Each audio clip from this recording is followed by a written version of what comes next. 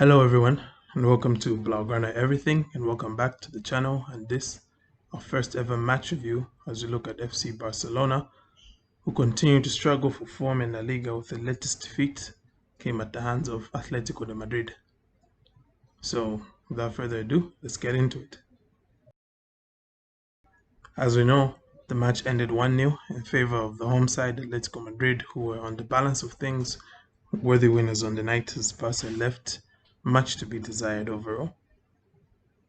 But before we get into the details of how the two teams performed and talk about the positives and negatives of this performance from Barcelona, let's first look at the way the two teams set up. By and large, Barcelona set up as we expected them to, with Koeman's trusty 4-2-3-1. Atletico, on the other hand, decided to set up in a 5-3-2 with their eventual match winner Carrasco lining up at left back and doing a good job of that too. Now, looking at the performances, we'll go with Barcelona and we see how Barca started pretty fast with loads of energy running at Atletico Madrid. Dembele in particular looked very dangerous all game, and apart from Messi, he is the only player that managed to create anything for Barcelona really. In fact, he carried the biggest threat of any Barca player and within 10 minutes could have had an assist when he set up his fellow Frenchman Antoine Griezmann, but as the story has been thus far for him at Barca, the finish just wasn't there. Atleti didn't seem to wake up after that miss, and from then on, they were in the ascendancy. Saul drew a spectacular save from Ter Stegen, who followed that up with another good save, and apart from a Marcos Llorente rocket that deflected off the crossbar, Stegen was looking equal to everything Atleti threw at him, and he was looking very confident. But then you see Atleti continued with the dominance and they dominated for most of the game from around the 10th minute mark really to like maybe about the 40th minute. It was mostly just Atletico Madrid on the front foot, with Barca's threat just being limited to counter-attacks down the right, with Dembele on a few occasions running in behind the Atleti defense, but Savic and Jimenez, who were absolute class on the night, they managed to make wonderful recoveries and to prevent anything really from happening. Now, in my match preview, I had singled out Ter Stegen and Jan Oblak as being two players who could decide this match, and decide it one of them did. Right on the stroke of halftime, Pique was halfway up the pitch, he miscontrolled the ball, slipped into the path of Angel Correa, quickly played in Yannick Carrasco.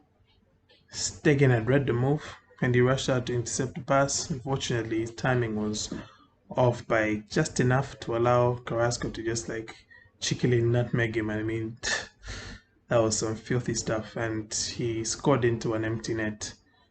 So obviously that was quite a shocker from a goalkeeper of Ter Stegen's caliber, but it's a reminder of the risk a goalkeeper runs by being this type of proactive player, these sweeper keepers. It looks spectacular when it all works out, right? But when it doesn't, the one time in 100 times it doesn't work out, this is what it can end up as. Things being as they were, Barca needed to chase the game, and unfortunately they started the second half doing much of the same things as in the first half, relying heavily on Dembele out wide and Messi to conjure up something. Now, if you remember as well, in match preview we had pointed out that Ronald Koeman would also be very vital to how this match plays out, depending on how he reacted. And in game, his reaction just was not there, because I thought that halftime would have been the perfect time to make some changes, pull off Pedri, who, like I had pointed out, would be interesting to see how Pedri would fare against Atleti, and well, they physically put him in his place, like, your kid, you're 17, all right? And yeah, it was that type of an outing for Pedri. He never really looked like he was going to have any sort of impact. So I don't know why he stayed on until I was like maybe close to the 70th minute or something when Coutinho finally came on. And when Coutinho came on as well, why was he playing left wing? Why wasn't he playing down the middle? But I digress. Within like the opening 15 minutes of the half, Barca did though manage to conjure up two chances, which we'll call them. One of them wasn't really much of a chance. It was a header by Longley, back post from a corner. But then the second chance, another header for Longley, was really gilt-edged chance, okay? Messi put it on a plate for him, but unfortunately, he decided to head straight down the middle rather than either side of Oblak, which would have probably gone in, but then hey, you never know with these goalkeepers. Now, around the 60th minute, there was a pivotal moment when Gerard Pique went down with an injury. It was after a collision with Angel Correa, who had been tripped by Jordi Alba, was out of position, as he usually is. But yeah, after Pique was subbed off, the wind seemed to get knocked out of Barcelona's sail, and there was really no significant chances that they created.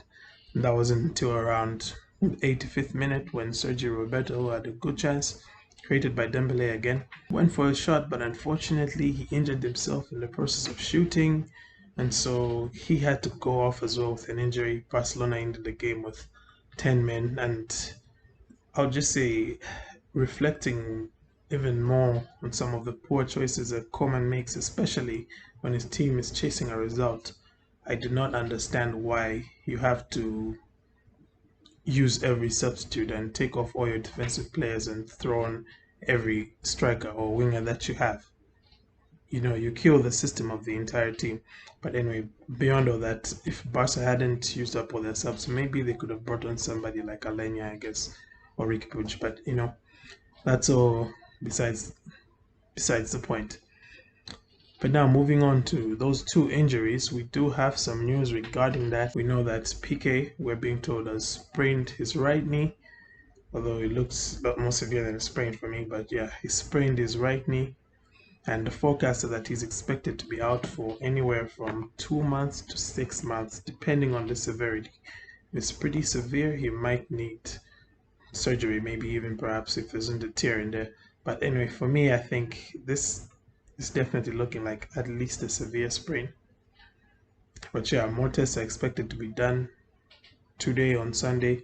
And as for Sergi Roberto, he has a muscle injury in the rectus femoris of his right thigh. Like, you know, spent a lot of time practicing that word. Yeah, more tests are pending on his injury as well to learn the exact extent of it.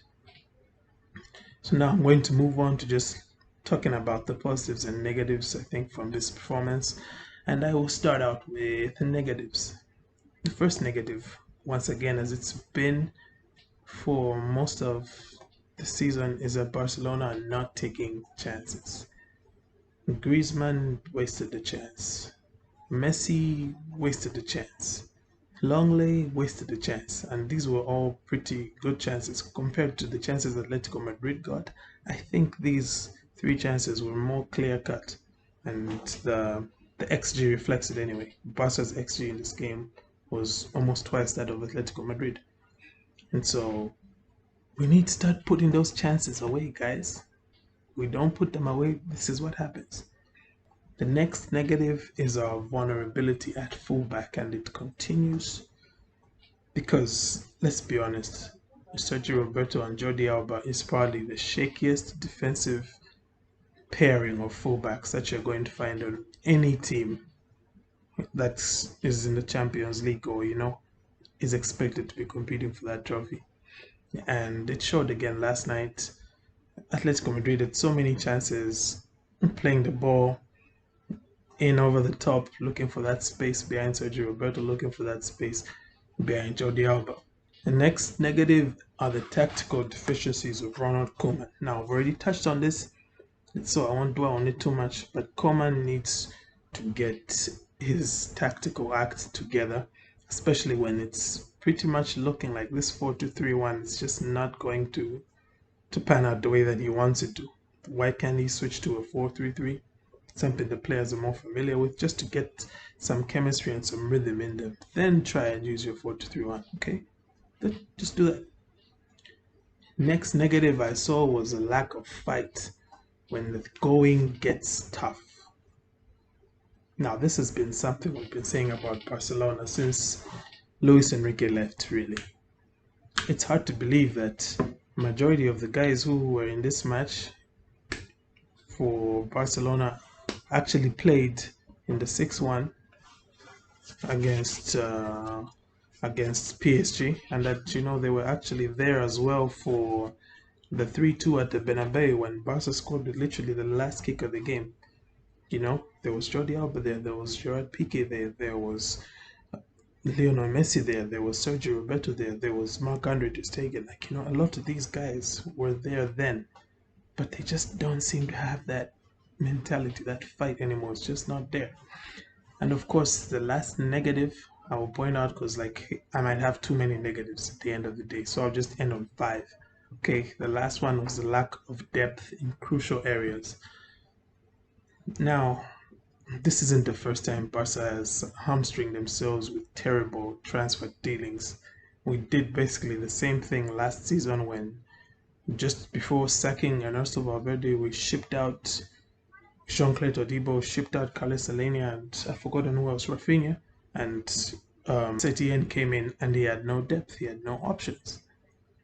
And so we were wondering where the depth was going to come from. And we were all talking about, well, this summer, let's get it right this summer. And this summer, again, we have got it wrong. We have only one fit center back. Our other fit center back is out there playing for Benfica when he should be here. And so that's the last negative I would like to point out. So much lack of depth, especially up front. I'm sorry, no offense to the guy. I think Martin Braithwaite is one of our hardest working players, but bruh, bringing him on when you're chasing a goal feels about as futile as trying to cut down a tree with a razor blade. That's just how I feel about it.